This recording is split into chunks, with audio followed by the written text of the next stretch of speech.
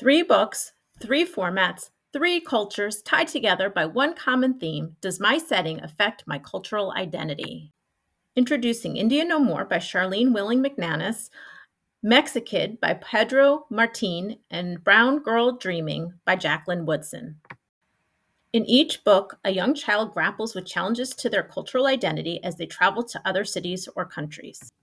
First is India No More. It's a chapter book written in prose, best for mature readers in grades 3 through 8. 10-year-old Regina is a member of the Umpqua tribe, and she lives with her father, mother, and paternal grandmother, Chich. They live on a reservation in Oregon until 1957 when their tribe was terminated and they were forced to move to Los Angeles. Regina and her sister make fast friends with Black friends and Cuban friends. They celebrate Halloween and Thanksgiving. And their father brings home a TV and a car. He says moving to LA made us American and Indian no more. Meanwhile, Regina and her friends get egged while trick-or-treating. They're called culturally insensitive names. And when they're tried to go to a restaurant, they are not served. Does Regina need the res to remain Indian? To find out, read Indian No More. This book is recommended for those who wish to learn more about Native American culture, especially a historical fiction book. This culture is underrepresented in literature, and Regina is an endearing character that will entice readers to learn more about Native Americans.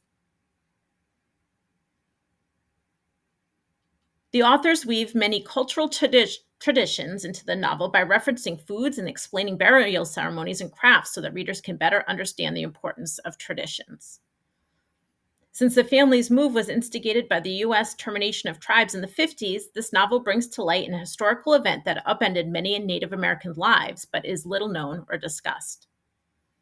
The novel illustrates harmful effects of stereotypes from people questioning Regina's wardrobe to the depiction of Indians in movies and Thanksgiving stories.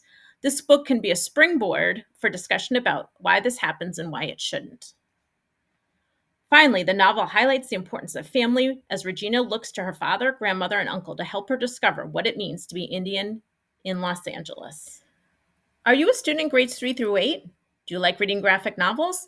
Then this humorous graphic memoir by Pedro Martin is for you. It was the 2024 winner of the Pura Belpré Award, as well as the 2024 Newbery Honor Book.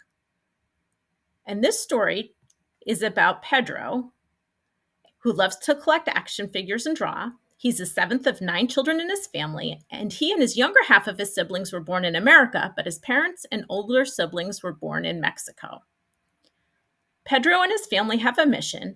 They need to travel in a caravan thousands of miles to visit Abuelito and bring him back to California to live with them. Pedro is lucky. He's in the group traveling in the RV that Appa, his father, has bought for a surprisingly low price.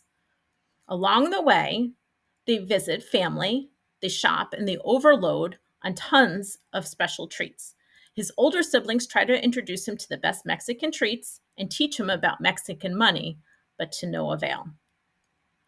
As they grow closer to arriving in Mexico, Pedro's siblings also tell stories about Abuelito's bravery, about how he fought off a band of cristeros or militant Catholics and outsmarted road bandits during his supply runs. Abuelito is a Mexican Jedi, Pedro thinks. However, he begins to worry about meeting Abuelito. How will he get to know this tall, intimidating relative when he himself knows little to nothing about Mexican life? He's short and round and couldn't even speak Spanish well. He has so little in common with Abuelito, or so he thinks. It turns out that there's actually a softer side to Abuelito. He refuses to leave for California until his deceased wife is carefully placed in a proper grave, even ensuring she has a beautiful purple shroud. And Pedro discovers that he and Abuelito share an interest that transcends any language and culture barriers that exist. They both love to draw. Will knowing this help Pedro become more comfortable being a Mexican American living with a Mexican Jedi Master? Read Mexikid and decide for yourself. This book is recommended for those who know Spanish or wish to know Spanish, since the text weaves some Spanish into the text of the story. The fantastic illustrations also helps to move this story along.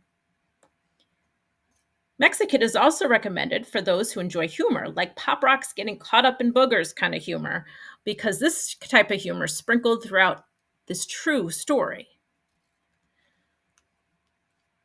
Pedro is also a relatable character. He isn't perfect. He's barrel shaped with a bad haircut and makes mistakes. But if Pedro can accept himself as he is while also learning from his mistakes, we can too. Finally, Mexicant is a graphic novel. This book is a great way to entice people to read a memoir about cultural differences with visual images helping to support the story. The final book we'll look at is Brown Girl Dreaming by Jacqueline Woodson. It's a chapter book written in verse, and the main character, Jackie, lives both in South Carolina and Brooklyn, New York. When Jackie's in South Carolina, she lives in the shadows of Jim Crow laws. She notices in stores downtown they're always following her around just because we are brown. In South Carolina, there are painted over white only signs throughout the state. In South Carolina, Jackie notices that her grandmother still sits to the back of the bus. To be black in South Carolina means you're still mindful of Jim Crow laws, says her grandmother. When she lives in Brooklyn, Jackie has a composition book and longs to write in it. She goes to school and has a teacher who is genuinely excited to see her every day. Her best friend, Maria, is from Puerto Rico. They celebrate big events together, they eat together, they're like family.